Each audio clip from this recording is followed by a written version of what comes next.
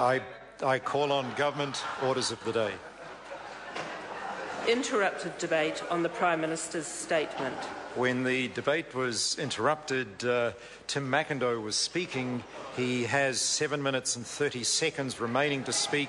Should he wish to take that time, the Honourable Bill English.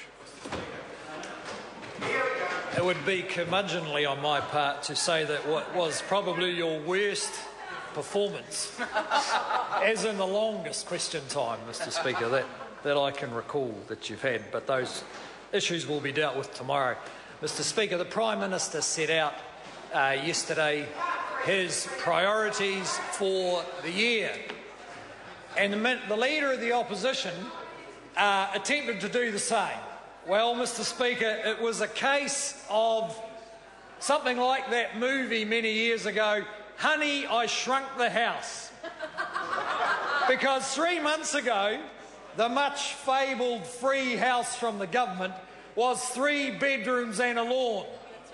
By yesterday, the $300,000 house is 1 bedroom and a lift. Because that's how much it's shrunk by in that time. And the one that was $300,000 is now $500,000.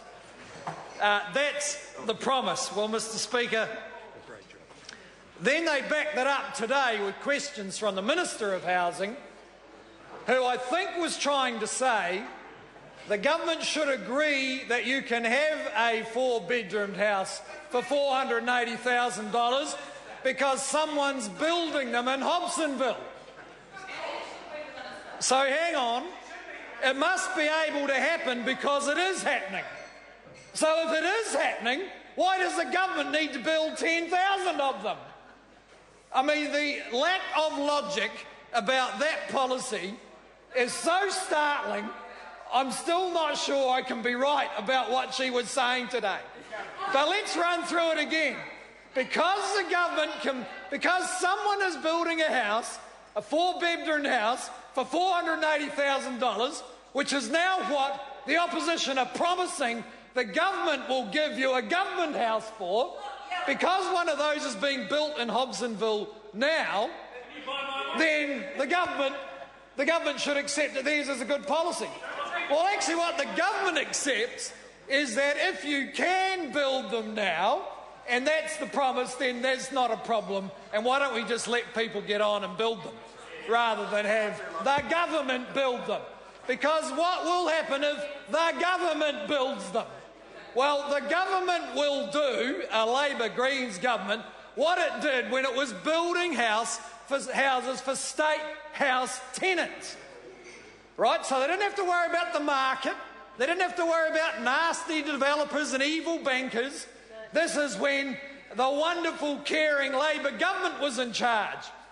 And what they left at the end of 9 years of what was meant to be the most caring, brilliant, intellectual, smart housing policy in the world was a housing estate of 69,000 houses where, by admission of the Housing Corporation, 1/3 of them were the wrong size, in the wrong place, in poor condition, with no insulation.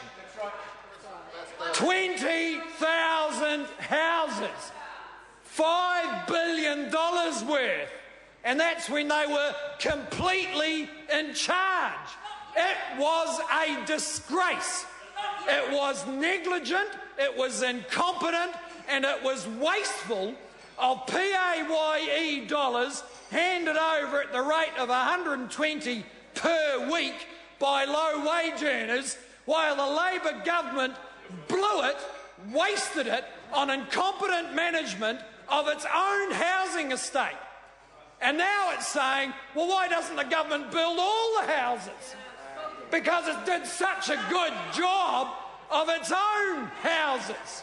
Pathetic, incompetent, and worst of all, has left the lowest income, most vulnerable New Zealanders without, in many cases, reasonable housing.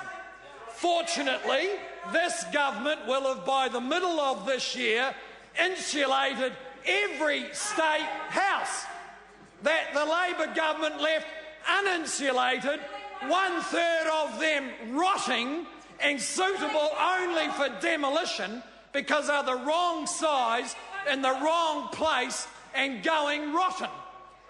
And Labor says, let's do 100,000. Maybe they'll get it right. They had 70,000 and they got that mostly wrong.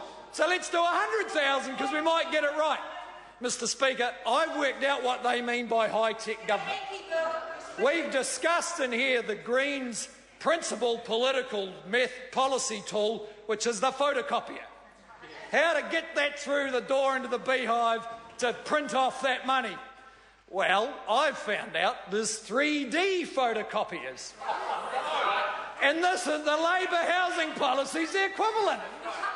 The 3D photocopier, where we'll just fix every problem in the economy by manufacturing one-bedroom apartments and high-rise blocks that are the Kiwi dream for people who thought they were voting for a 3-bedroom house with a lawn.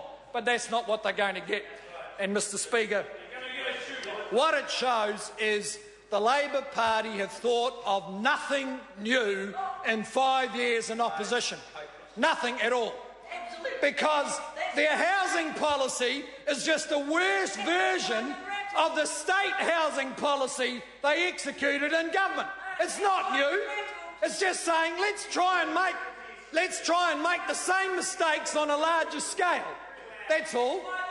And, Mr. Speaker, what they should have done was look at the advice that was given to the last Labor government after 2 years of study by a cross-departmental agency thing, which came down to the point of saying the government should deal with constraints on supply, don't go ahead and subsidise the bad practice of councils, developers, land bankers and everyone else who does too well out of housing. So we're just following the advice that the previous government got in the middle of 2008. And I recommend they go back and look at that advice, because actually it's good advice.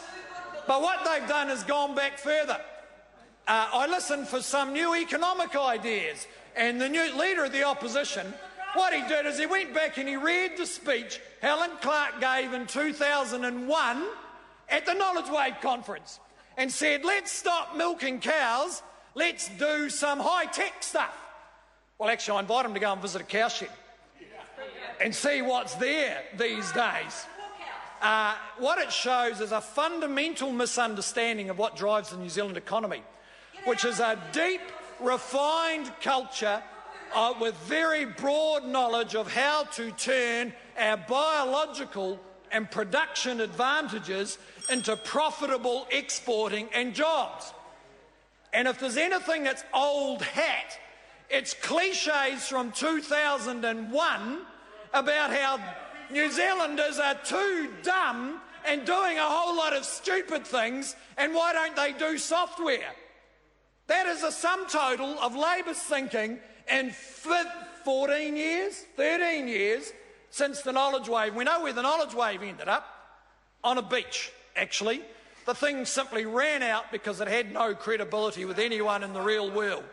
So I'd say to the Leader of the Opposition, if he wants to sound new, then he should come up with something new, not something from Helen Clark's 2001 Knowledge Wave speech. Cheap slogans, but worse than that, which show a fundamental misunderstanding of how the world has changed.